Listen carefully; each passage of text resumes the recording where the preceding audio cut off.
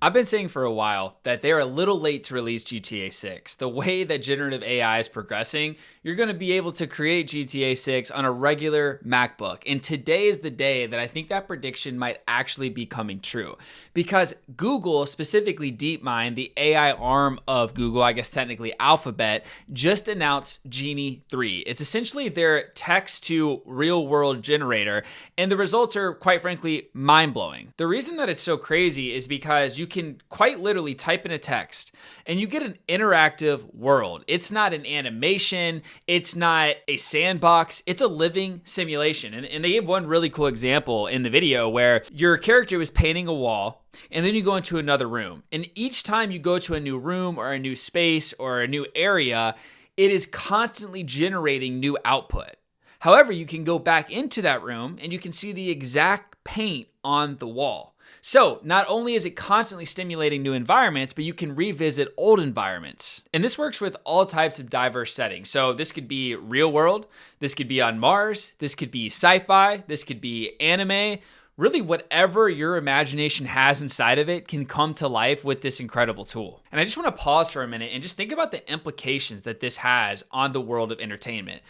You could be talking about making new anime movies. You could be talking about creating new video games that directly compete with GTA, as an example, or my all-time favorite, Red Dead Redemption.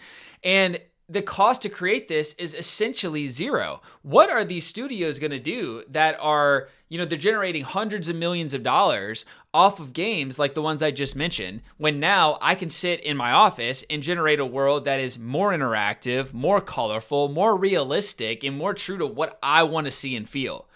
Which leads to the question, is the future of entertainment customized by each person?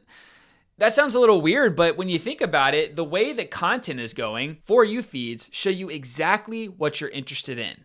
And you're not going to find the same content that your friend's seeing because it's tailored towards you.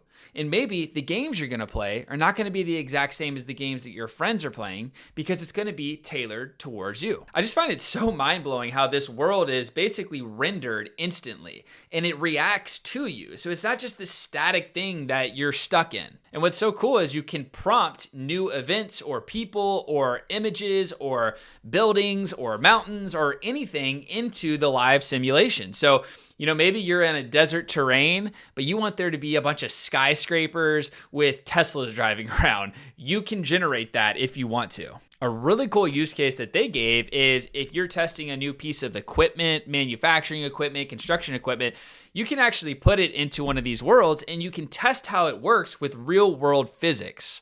So you can apply real world physics to your simulation and you can get direct feedback on how the tool is performing under the laws of gravity or, whatever it is that your thing might be doing. So this takes things like flight simulators to an entirely new level, way more realistic, way more dynamic, where, I could be in the flight simulator training for my license, as an example, and the instructor could be throwing in random objects left and right to see how I adapt and how I move to them. Instead of just having a very static, one-dimensional simulation, it can be different for every single person and every single time I step into it. And what about these level designers in video games? Well, now players can basically co-create levels together. I mean, it's almost like going to be crowdsourcing imagination to create the most unbelievable worlds imaginable.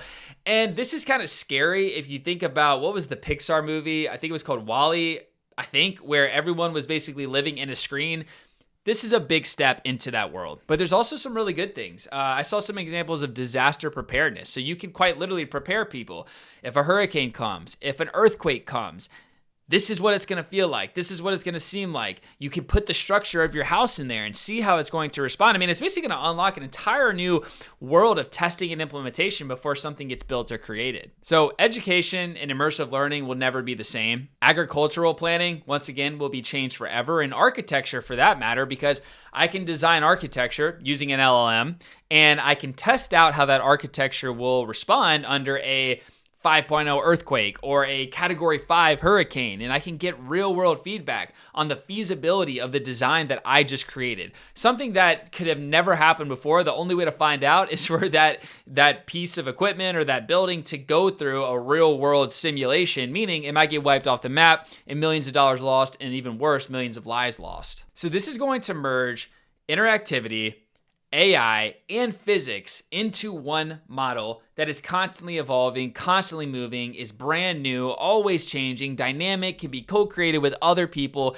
This is freaking insane. And I think that once AI really hit the mainstream, this is one of the main things that I was like, okay, when that happens, I'm going to be like, wow, jaw on the floor. This is crazy. And now it's here. I mean, it's just, it's kind of unbelievable. So if you were going to create an open world, what would you create it for? And what use cases do you find that this might bring to your life? And as always, this channel is AI for Dummies. It's talking about AI and just trying to give you the tools and resources you need to implement AI into your life if you don't have a technical background or an engineering background, because I don't, but I've self-taught these tools to myself and now I'm teaching them to you. So leave a comment.